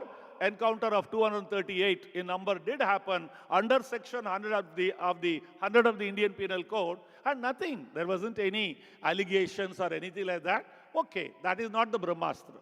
The Brahmastra is actually a combination of strategies like Maharashtra Prevention of Dangerous Activities Act. 1,600 criminals were detained for 1 year. Ladies and gentlemen, that is 1,600 man-years of criminals were spent behind the bar. Crime has to come down. Everyone, it was fashionable to carry a gun, from AK-47 to Katta, from Bihar, Mongyur. Then they shot doctors, Jaikar or Deepak Shetty. They were shooting lawyers, and they were shooting anyone who are coming in their way. So if that is the scenario, then we mopped all the illegal guns by incentivizing the police, numbering 2,500 weapons in 3 years. It would have a deterrent effect. Then we also had I had gone to ESNL to find out the possibility of tapping the telephones which were coming from Karachi as well as Cambodia, Malaysia from a yacht using a satellite phone by Chota Rajan, and the other side was Karachi, Chota Shakil and Daud Ibrahim. And one visit yielded actually handsome result. They said, yes, it can be done. Now, all the SIM cards and all the foot soldiers calls we need not tap, but we were tapping the source of all the orders and all the information that gave us. So Amir Khan, Mahesh Bhatt or O.P. Datta, so many Bollywood leaders, they were to be shot dead, but the police were there and they prevented disaster by taking timely action. So then the last one, encounter and other things apart, the Brahmastra is the making of the law, Maharashtra Organized Crime Control Act, that arresting top people like Bharat Shah or even a sitting judge called J.W. Singh, a sessions judge, 28 months he was in the lockup. That sent a message that you deal with this businessman, people like Gulshan Kumar or Taqiyuddin Wahid or Sunit Katav and people like that, nemesis will strike you. Whether you are a 2,500 crore worth like Bharat Shah or a powerful sitting judge called J.W. Singh or anybody, they once arrested, roped in MCOCA, they could not come for 19 months. Bharat Shah was there inside the lockup and MCOCA, the judge, was there for 28 months. That sent the message. Milindi Vaidya shootout, he was a 2 times mayor and 3 people died. He was alive, he is still alive. The accused, 10 of them got hanging and also a collective fine of 1 crore 5 lakhs. The hanging is converted to life sentence and they are there. Even the Subhash Singh Thakur, who did that JJ hospital shootout, is there. We got it tried. When I was a joint CP crime, in 2000, we got it tried by doing pyravi like they do in CBI. We got him a hanging. Later, it was converted to life sentence. He's still there in the jail. Now, the result is 101 shootouts in 1998, because of all the steps which I mentioned, became 48 next year. Then the next 99, 2000 it became 26, and 2001 it became 12. From 2002 to 2025, it is 0. No shootout whatsoever, and the police had no excuse or no way they could go and shoot out anybody because under both the heads, the figure is 0-0. But then, why is it relevant today? Why can't we forget it? The mafias all over the country even today, land mafia, water mafia, coal mafia, political mafia, so many mafias are there everywhere. So if you want to handle them, you have to have a study, a book mentioning about strategies, what could be done. This is the book. Now, have we forgotten all that there is no trace of mafia in Mumbai? No. Yesterday in the newspaper, if you have seen, one gangster, we shot him twice, both the times he pretended to be dead. He is alive. He is a dreaded gangster called D.K. Rao. He is working in the slum rehabilitation case of Dharavi. It is worth lakhs of crores, and by evicting people by force, he is a security consultant to the Dharavi group. Famous, very famous, Adani Group, let me put it up properly. Adani Group is the consultant. There is another guy called Shyam Kishore Karikapatti, another shooter of ill fame. He is also working as a consultant. So these guys have not gone, they are doing. Yesterday, D.K. Rao's name was mentioned and he has been arrested for using extortion and threat for evicting people from those areas. Salman Khan is been attacked multiple times by Lawrence Bishnoi. Sitting in the jail of Sabarmati under protection, he shot Baba Siddiqui, a man who is worth 15,000 crores in January 2025. So when we put a full stop in the year 2002, 23, 24 years we had a holiday. No shootout by either parties, neither by the police nor by the gangsters. But it began with a bang. And this Baba Siddiqui did have police protection. He was shot dead. Later, Disha Patni, there is a movie actress in Bareilly. they went and fired on her house. Salman Khan's house has been fired and he's been given Z scale and more than that, A, B, C, D, F, G, H, all has been given, but still they are under terrible threat. So this can be revived. And who is doing it? Definitely not Dawood Ibrahim or Chota Rajan. It is some gang from Punjab and Canada under somebody's protection sitting there in Sabarmati jail. They can unleash terror in any part of the country or any part of the world. Kapil Sharma's restaurant in Canada has been fired upon twice by the same gang. Of course, what all they have done, I don't want to sing their prize here. So with that, this book is relevant whether it is Tamil Nadu or Bihar or Delhi or anywhere, and for the policemen to find out what happened once upon a time in Mumbai. That's a movie. What happened once upon a time in Mumbai and what was done. This will be a good reference book. This is the first official version. Otherwise, all the journalists singing the praise of gangsters is the bestsellers today. They are the bestsellers, but this is the first official account. And of course, people can learn or people can do whatever they like, but this is the official record. Otherwise, before my memory fades away or dementia strikes, I thought I will write and leave it on record. And this is the book. I request you to kindly buy a copy and read. It is just a small crime thriller kind of a book. Nothing, no heavy stuff at all. And with this, I will stop because one can go on talking about oneself and one's own book. The last line, this book doesn't sing my praise. This sings the praise of the Mumbai police, which was defamed earlier. And the Mumbai police, this is dedicated. I don't have a page number, but if you open on the third page or so, it says it is dedicated to the same Mumbai police which was defamed earlier, and they have done a wonderful thing. The right leader at the right time. Mr. R.H. Mendonca was my commissioner who supported. Much of the MPDA, all MPDA cases were signed by him with 95% success in the High Court. So with a collective effort, we did the job, and the Mumbai police has been duly praised by me in this book. Thank you so much for giving your valuable time.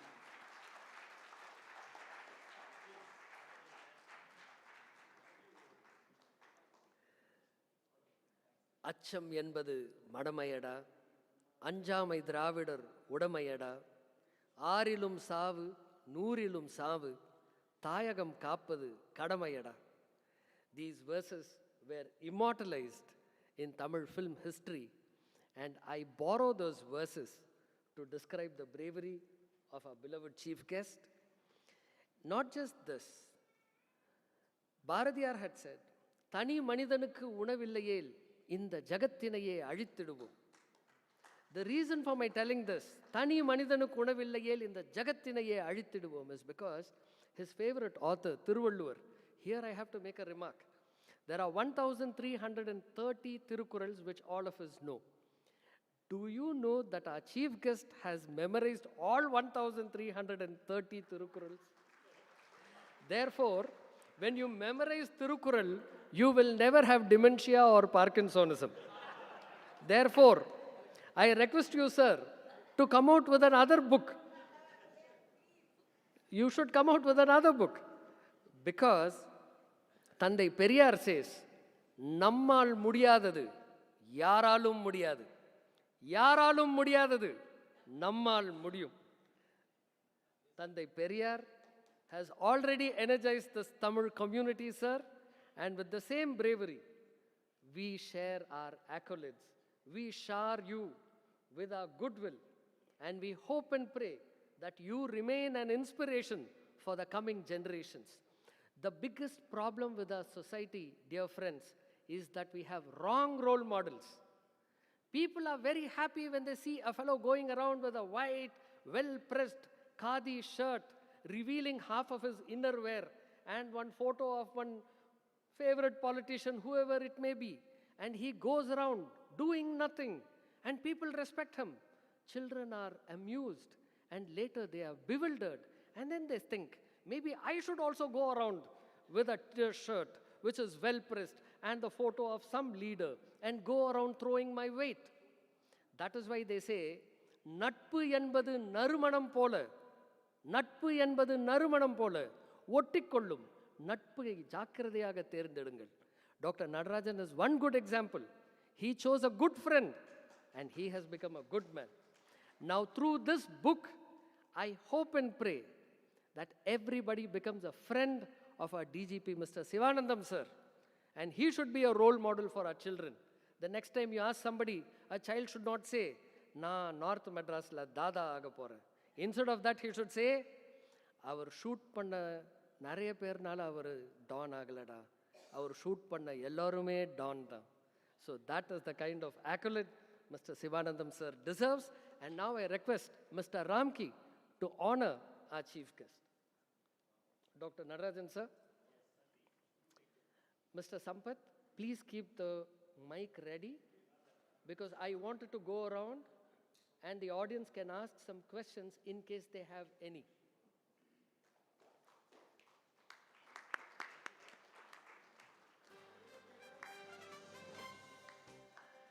And here I need to tell you one thing. Whenever Mr. Sivanandam goes to the battle, he wears a bulletproof vest. Today, I am his vest. All your questions will go through me. Therefore, please keep your questions ready. The mic is on its way. Our volunteers, Joe, Emmanuel, keep the mic ready. Yes. Sir? No, let him answer a few questions. No, sir, they don't want to go home. One or two questions. Yes. There must be an interaction. Any questions? Madam, are you getting up to ask questions? Or you want to ask a question? Yes, sir. 1 minute, sir. Let them finish this.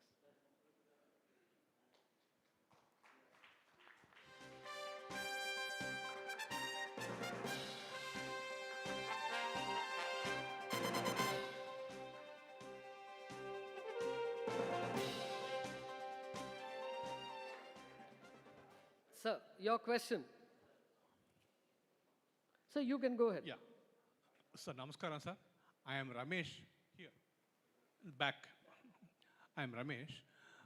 I am amazed to be part of this particular function and then listen to your speech as well. So as I was growing up, I used to find in the papers a person called Ribeiro, who used to be the terror policeman to all the wrongdoers in Mumbai. Has there been has he been the inspiration for you to take up this kind of activity and then continue his legacy? Sir, I will answer you. He is his own inspiration, sir. No, I must answer very seriously. Hold on, sir. Let me answer it. Mr. Ribeiro is a legend. He is 96 years and 7 months old as of now. And then what he has done, very few other police officers could claim to have been done. He was fired upon twice, once in Jalandhar and once in Romania. First time his wife, Madam Melba Ribeiro, she got caught in the bullet fire. He escaped. Second time he got it in the hip in Romania. But still, he was the one who set right the Punjab terrorism. Later, Mr. KPS Gill came and sorted it out. But then, he is a truly inspirational man. He comes to office even now. We are working together in an organization called PCGT. I am the chairman. He was the founder. So he is the chairman emeritus. Ladies and gentlemen, believe me, that office is below ground, below the ground level. There is no lift. He has to climb down. At 96.7 months, 96 years and 7 months, he comes down and attends office and talks to people. And he does his work. If he is not an inspiration, who else can be inspiration? He writes an article every week in the newspaper called the Tribune. He is an inspiration. Come to the center. I wanted to hear him. What is your question, sir? This is not a question, it is a statement. Sir. Next week I will be 88. I have undergone a spine surgery. If I have come to this function, that shows the admiration of people like me who represent a large section of patriotic Indians. We are safe here because people like Shivanandam is there. Thank you very much for your generous compliments, sir. Yes, please pass the mic to the next gentleman. Hello, I'm Dr. Subhash. It's a very inspiring experience which has gone through almost 25 years. In this 25 years, from day one to 25 years, I'm sure there are a lot of changes would have happened, and some highlights on those things, sir. It'll be much obliged. Fine. Changes in the crime. Get the mic and come to the front.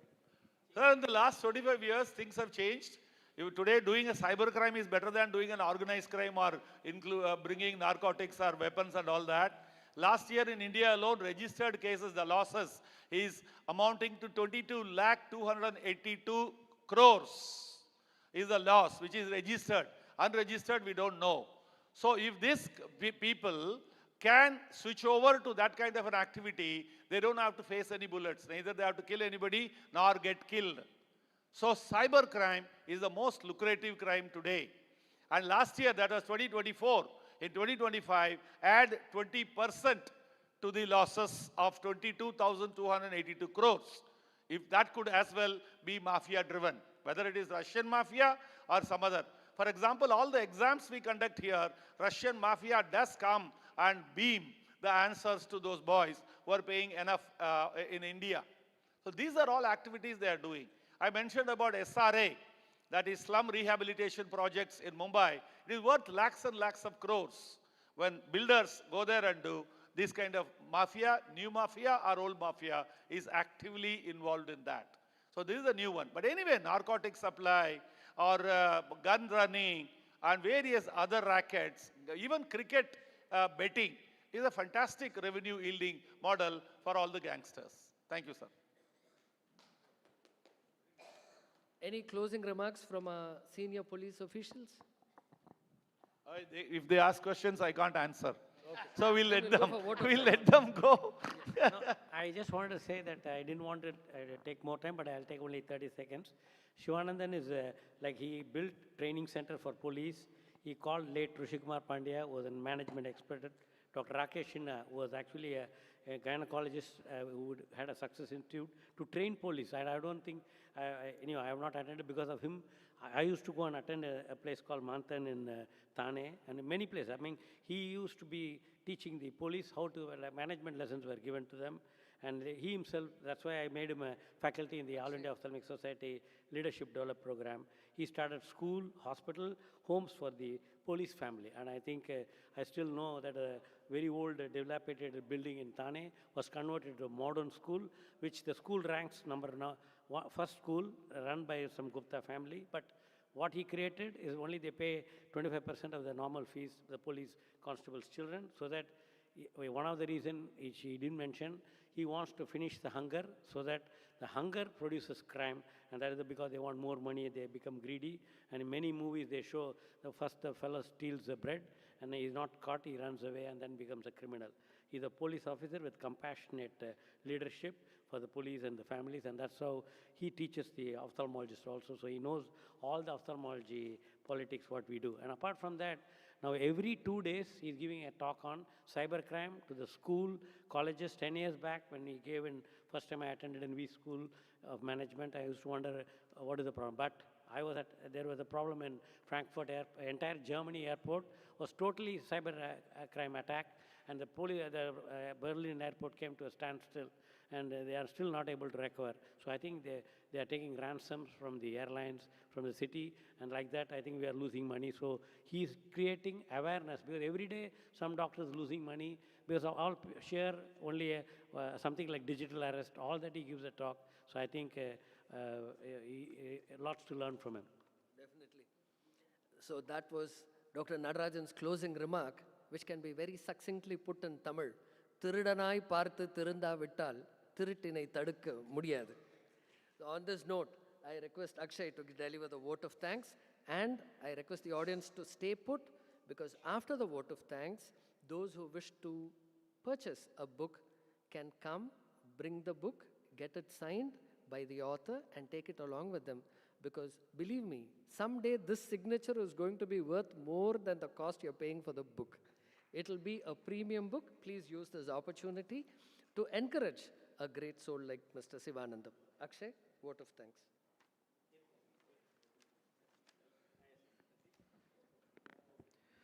Good evening, ladies and gentlemen.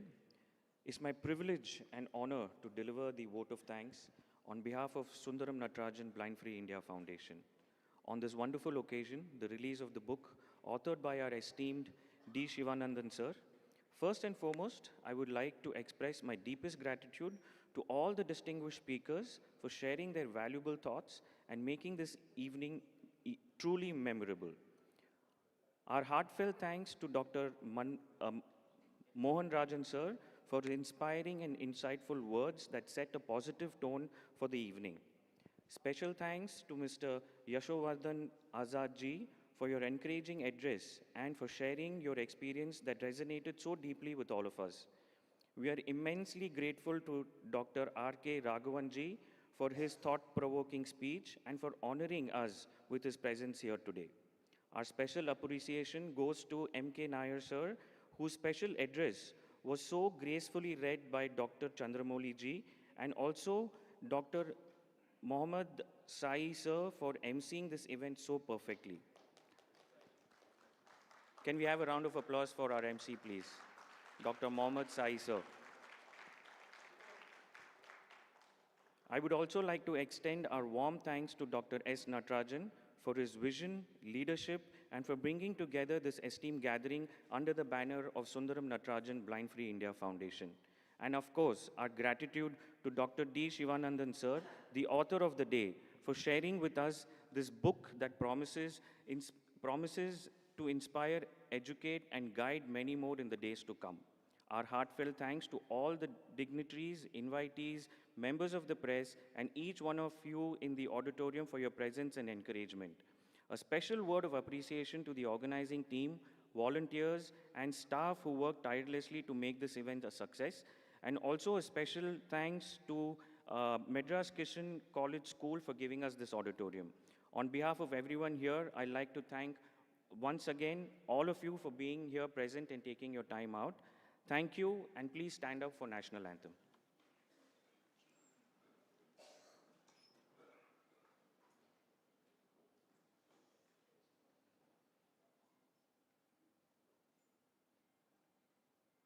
जनगण मन अधिनायक जय हे भारत भाग्य विधाता पंजाब सिंध गुजरात मराठा द्राविड़ उत्कल बंगा विंध्य हिमाचल यमुना गंगा उच्चल जलधि तरंगा तव शुभ नामे जागे तव शुभ आशीष मागे गाहे तव जय गाथा जन गण मंगलदायक जय हे भारत भाग्य विधाता जय हे जय हे